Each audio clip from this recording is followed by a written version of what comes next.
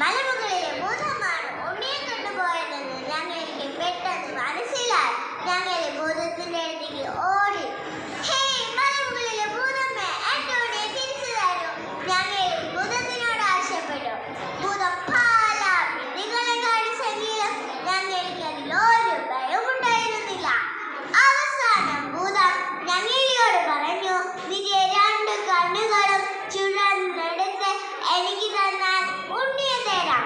പാവം ഞങ്ങളെ തന്റെ രണ്ട് കണ്ണുകളും ചുഴന്നെടുത്ത് ഭൂതത്തിന് നൽകി. അപ്പോഴല്ലേ ഭൂതത്തിന്റെ സൂത്രം കേൾക്കേണ്ടേ? കണ്ണു കാണാതെ ഞങ്ങൾക്ക് ചെത്തിപ്പൂ കൊണ്ട് മന്ത്രങ്ങൾ ജപിച്ച് ഒരു ഉണ്ണിയെ ഉണ്ടാക്കി നൽകി. ഞങ്ങളുടെ ഉണ്ണിയെ വാരി പുണർന്നപ്പോൾ ഞങ്ങൾക്ക് മനസ്സിലായി